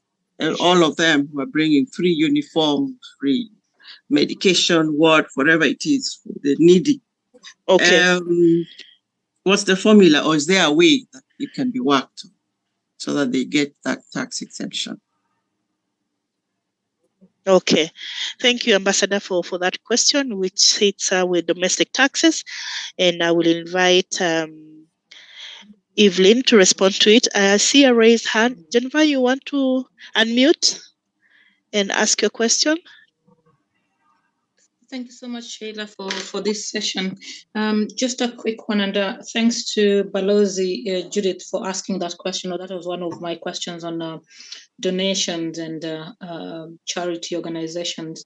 The second one is what happens to, because I just had a glance on the double taxation agreements. What happens? How do you treat the countries where you still have the agreement under discussions, or signed but not in force, or just proposed?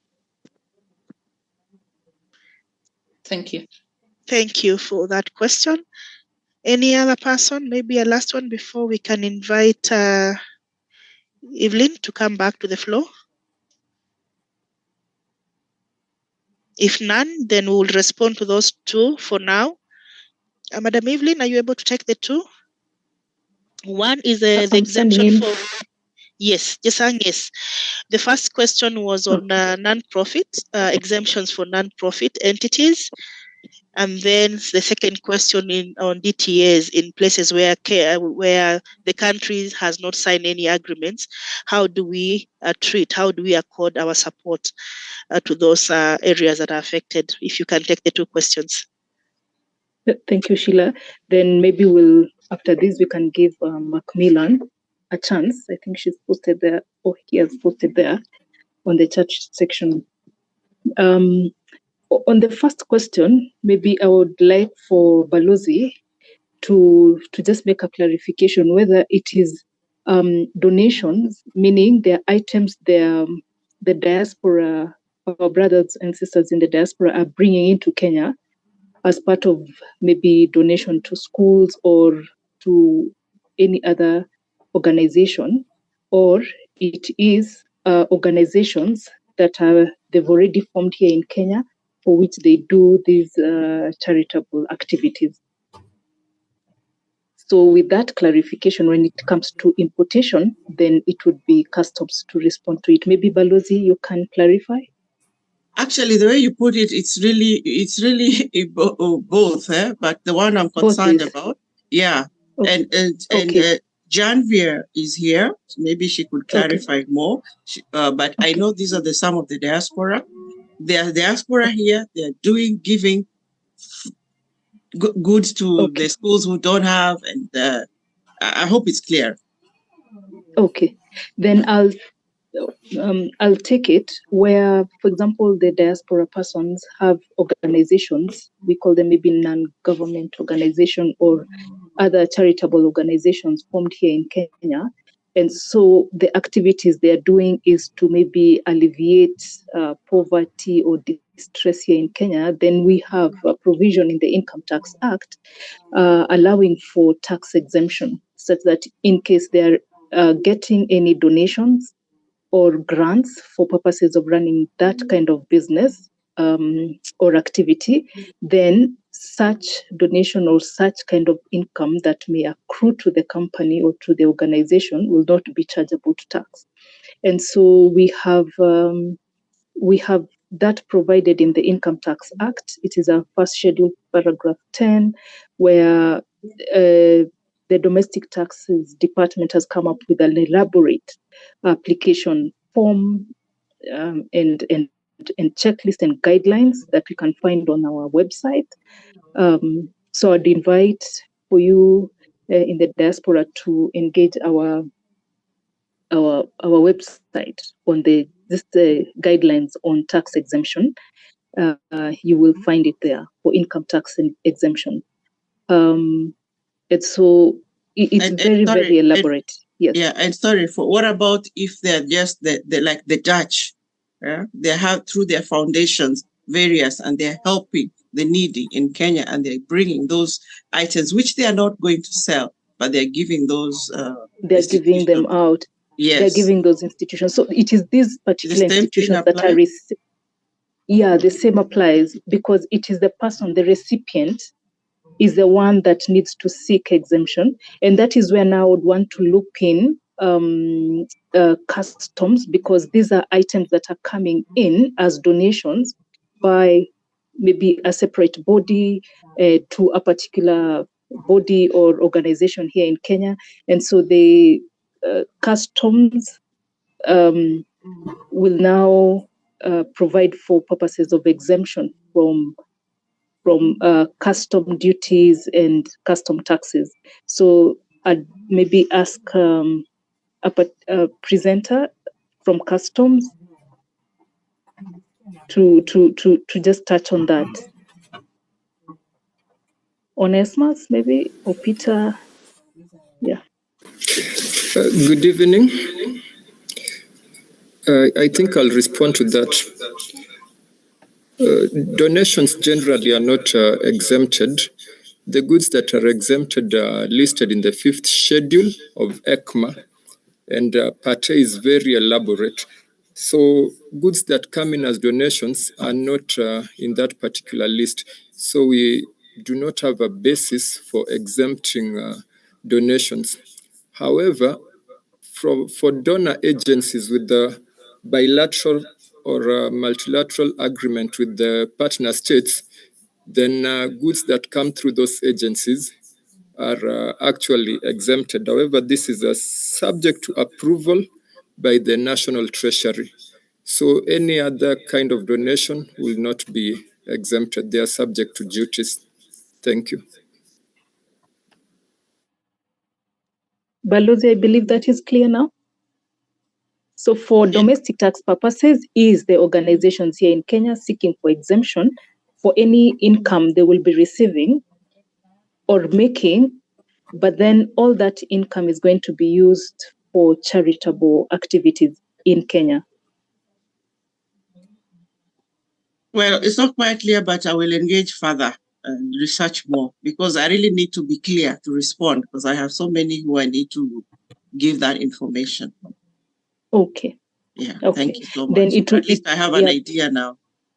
Absolutely. And then we've given the contacts such that where it would be best where we get all the information regarding a matter, then it is on a case-by-case basis. Okay. Yes. Thank you. Then the other question is where Kenya does not have a DTA or double tax agreement with another jurisdiction. What happens in that case? So it means the country, because it's an issue of whether a person is a resident of Kenya or not. And so if we deem that that income is chargeable to tax here in Kenya, then we will have to charge it to bring it to tax here in Kenya.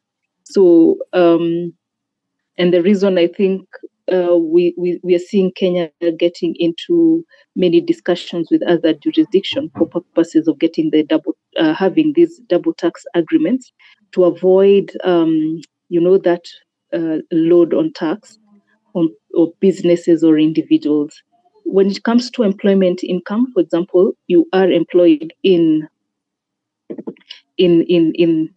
Denmark, say for example, and you are a resident of Kenya, but you're working there and you're deriving that income there. While that could be chargeable to tax here in Kenya, for purposes of employment income, I think we have provided for a credit such that where you've paid more than what would be payable in Kenya, then you don't have to pay taxes in Kenya.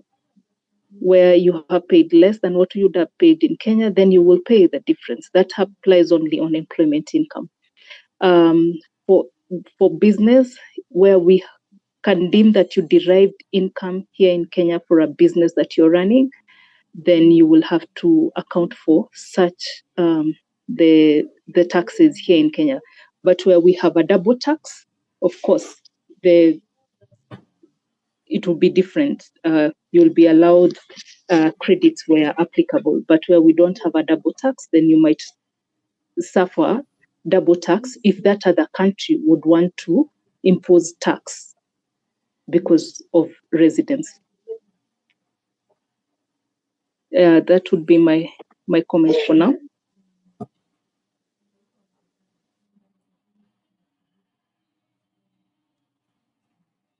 Sheila, we had Mark Milan. Maybe they can pose the question. Yes, can you hear me? Yes, we can hear you. Please go ahead. Okay.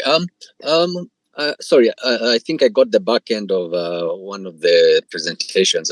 My question is based around, as you know, we are coming up to the festive season. So yes. a lot of us who are in the diaspora will be, say, bringing gifts. I want to bring my shosho, a warm jumper.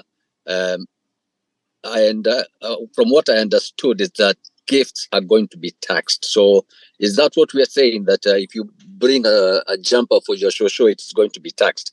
Secondly, I also wanted to find out, I think I got the back end of this as well.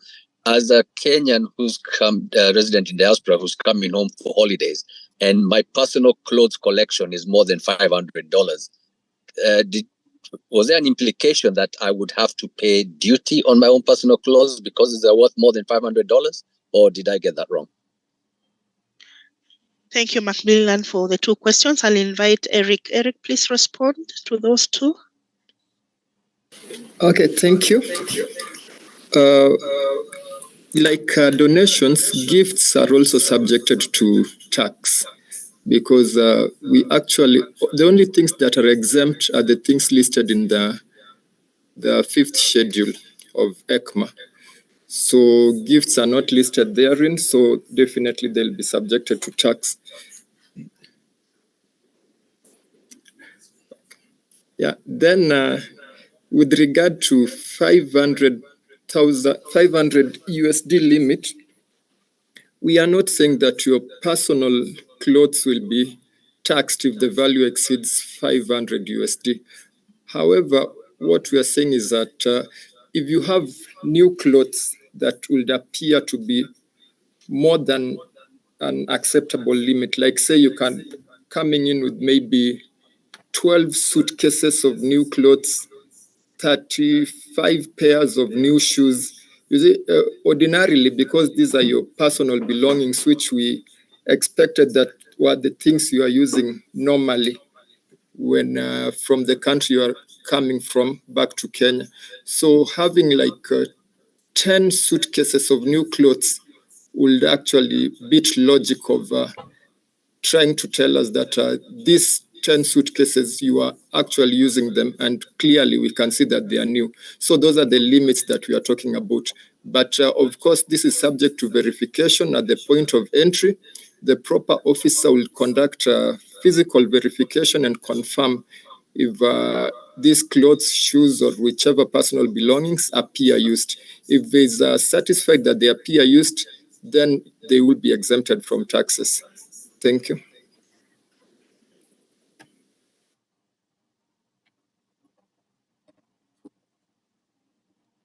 Sorry, I was muted. Thank you, Eric, for that clarification. Jacob, I see your hand up. Please go ahead. Yes. Yeah. One, I'll start a little bit back, even before I go into the some of the things that you've identified. Even from the questions, I can see that there is a little bit of resistance and maybe an introduction on how some of these policy statements were informed, who was involved. And then secondly, to my other question is with regards to the whistleblowers policy that you have.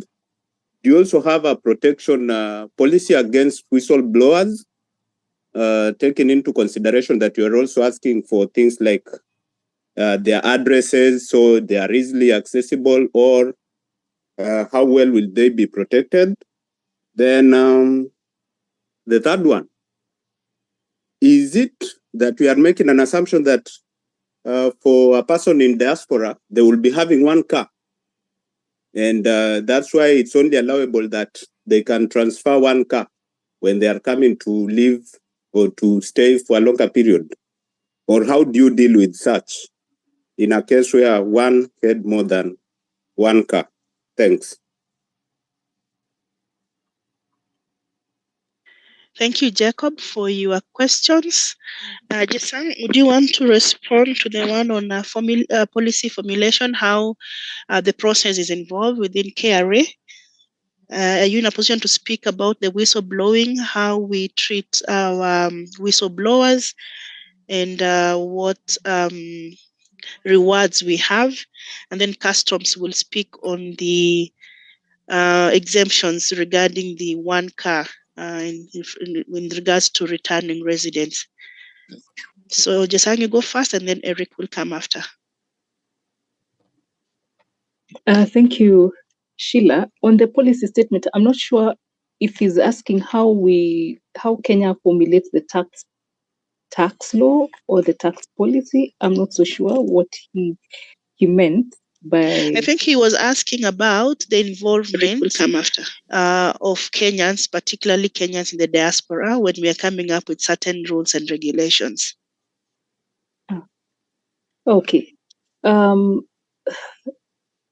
Since the promulgation of the 2010 Constitution,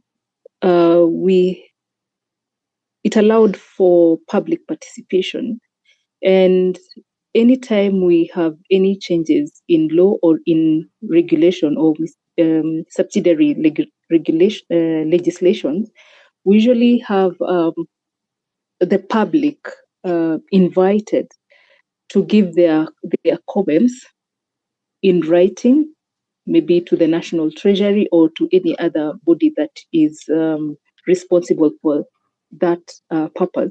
And for tax purposes, it's usually the National Treasury. And even we had one that recently closed, which was then, we call it MTRS, the medium term revenue strategy, where the government is looking at how to raise revenue and to also stimulate the economy. And it was open for quite some time, and it was open in the public for people to, well, let's call this the stakeholders to participate. I'm not sure about how the diaspora is engaged, but here in Kenya, we'll find their groupings or engagements or associations which bring together their interested parties and discuss and give their feedback or their contribution towards what the government is seeking to introduce or to put forward as a policy. So I'm not so sure how the diaspora is engaging, but I've seen there's a KDA something. So there's an association of the diaspora persons. So I think maybe it is upon such kind of organizations or associations to be alert and bring together the diaspora people to sit together or agree together and give their comments on what the government is seeking to do. We'll notice in the past, KRA actually put forward a legislation, a subsidiary legislation, which was contested, and it was said that it was not, there was no public participation, so it was put aside at the High Court. So I think we can say we are robust when it comes to policy making. As it our stands. chief guest On is in the whistleblowing, building. I'm not so sure I have He'll all the join us responses, anytime for example, from on the now. awards. So but then our chief guest is in what the we building. understand is that the system around whistleblowing is on secrecy. No one is going to know who did what, who reported whatever was reported. And if the person is going to be rewarded, then nobody knows who. So those kind of details are within. So I would say there's protection for such kind of whistleblowers. But on the matter of reward, maybe that I may need to confirm. That would be it, Sheila. Thank you very much, Jesang. And maybe just for Peter, I think we can also take note as feedback that there's need for involvement of the diaspora in terms of policy, engagement. I think we need to be more deliberate, and we'll take in as feedback going forward. I think, Jesang, we take note of that and we'll bring it to the attention of the policy teams, particularly the corporate policy, that now whenever we call out on public participation, then we are deliberate to call out on the diaspora as well. I think on the issue of whistleblowing, the margins are 5% of the revenue to be recovered, depending with how much, if KRA receives intelligence and we are able to recover revenue amounts. So what will be rewarded is 5% of that or 5 million, whichever is higher. So if it's 5 million or the revenue, 5% of that is higher, whichever is higher is what will be rewarded. Again, we can avail that particular information in detail if it's needed. Peter, I see your hand is up. Are you want to respond to the issue of the vehicles? That was the third question from Jacob. Over to you, Peter.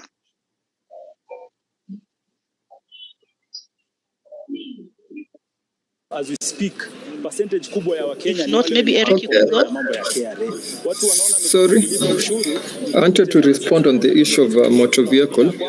Kulipa ushuru ni muhimu na kulipa ushuru ni Yeah, so and as citizens, for motor vehicle, we are guided by the law, and the law we are guided by is ECMA, that is East Africa Community Customs Management Act, and even from the name of the act, you can clearly tell that this is a regional law. So whatever is written therein is not applicable to only one country. It's applicable to all East African countries, all the partner states, and just like liquor, perfume, and cigarettes have limits, also motor vehicle is limited to one. So if you come in with 2 or 3 motor vehicles, only one will come in duty-free. All those over and above will be subject to duty. Thank you. Thank you, Eric. Patrick, you want to raise a question? Yes. Yes, Peter. Madam Sheila, I wanted to add that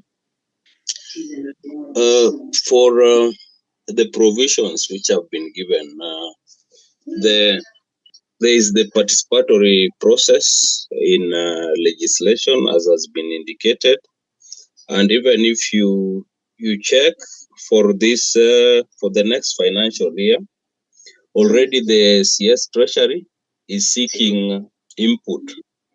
There is a public notice on the fiscal budget for the next financial year, and the diaspora and anybody who is interested in presenting a proposal on changes in tax laws or any other tax policies, we have until 10th of November to present the submissions to the budget under Treasury. There is, I think I'll share with you the notice, Sheila, so that you can share with the team, and also MFA maybe will work on them so that they're able to present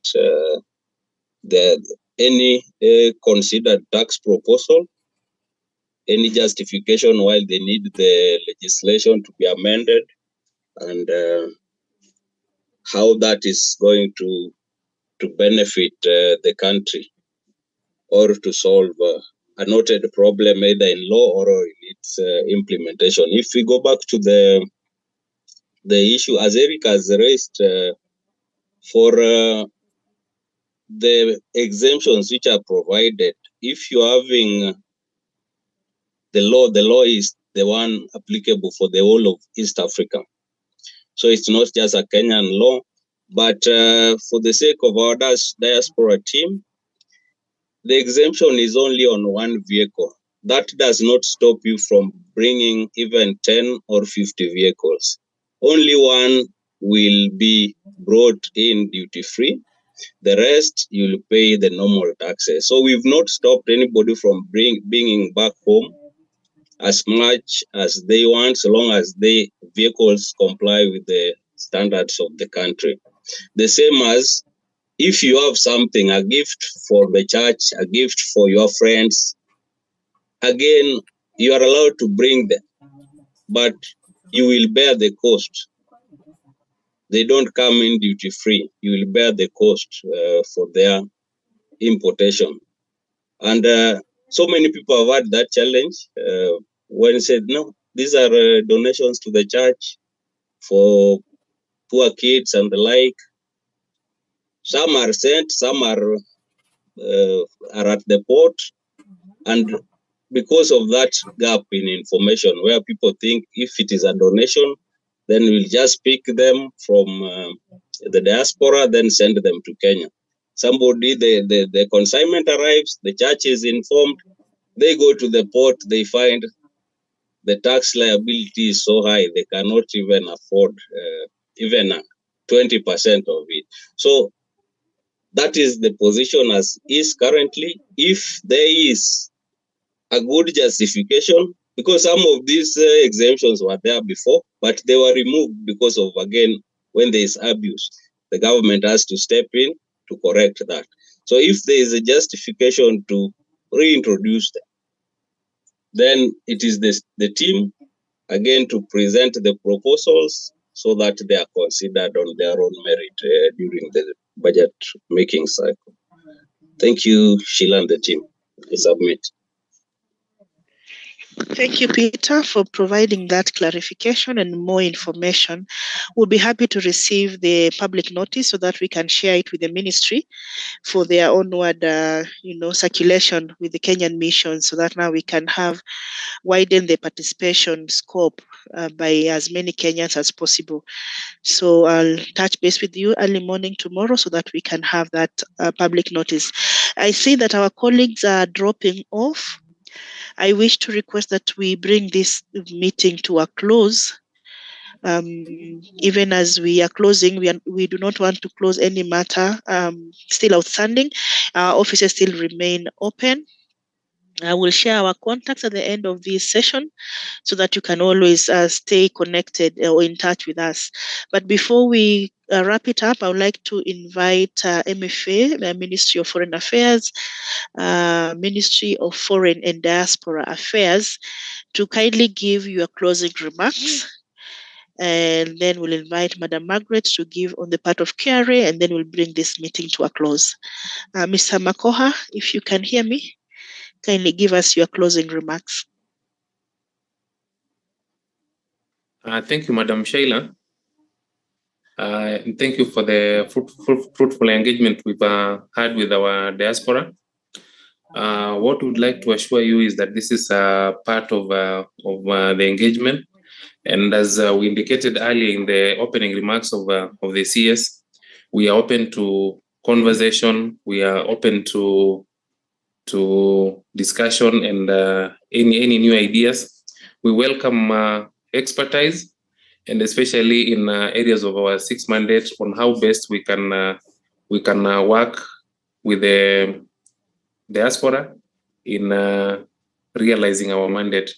We'll also work hand in hand with various government agencies, and we'll be happy to possibly get information on which other agencies possibly the diaspora would be interested in, including banks and real estate agents and other fintech that you would wish to bring on board, including other government agencies, whether National Land Commission, National Hospital Insurance Fund, NSSF, and the like. So with that, wouldn't want to say much to other than thanking our representation abroad, the respective missions, Kenya Embassy to the Kingdom of Netherlands, and the Kenya Embassy to Sweden for mobilizing the diaspora to participate. We would want to work with more diaspora association, and feel free to reach out to our PS through Twitter and through the other communications that are provided. Thank you. Thank you very much, Mr. Makoha, for your closing remarks, and we truly appreciate as KRA the partnership that we continue to enjoy with you. We do collaborate in many areas, so this is just one of those programs that we undertake jointly, and we appreciate the effort and time that you put into it. We don't take it for granted, and we look forward to even more collaboration in the future. I would like to invite Madam Margaret to give us her closing remarks and maybe just formally bring this session to a close. Madam Margaret. Thank you, Sheila, and thank you, team. As KRA, we are honored for this collaboration. And thank you for the feedback, because when you give us feedback, we are in a position to know how we are serving our customers. So we appreciate the feedback on various aspects. And we also appreciate that you are willing to engage with us, because we know that without you, actually, we wouldn't be able to meet this very important role of being good citizens who pay their taxes for the sustainable economic development of their country. So we are honored. Spread the word. We'll be having more engagements. And we especially thank our missions for mobilization. And we are looking forward to more engagement. I know in the coming in future, we will be able to have more participants, including the Committee on Diaspora Affairs. Actually, they had expressed their interest in engaging. So, and thank you very much for the feedback we got that we should make this on quarterly basis. We'll endeavor to do that, because we are here to serve you. We thank you so much for your time, for your dedication, for being good citizens, and even for that feedback that we can come together as many government agencies and give the required information. So feel free to reach KRA anytime through our social media, through the email. Kindly feel free. For those who are able to call our call center, we are there to serve you, and we appreciate. So I would not like to continue, because I'm grateful. We look forward to more engagements with you. Thank you very much. Thank you, Madam Margaret, for your closing remarks. I will not add on to it. With that, ladies and gentlemen, it's been a pleasure. Have yourselves a great evening. Thank you, and we look forward to engaging with you next time. Kwaherini. Thank you. Thank you so much, Madam Sheila. Thank you, Eugene, and thank you for your support.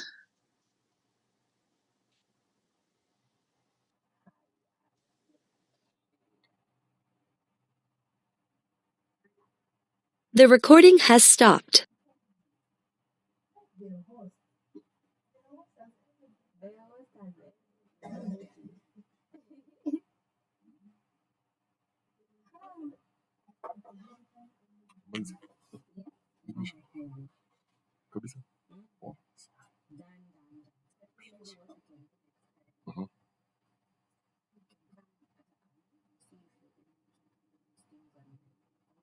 We just leave it there. So.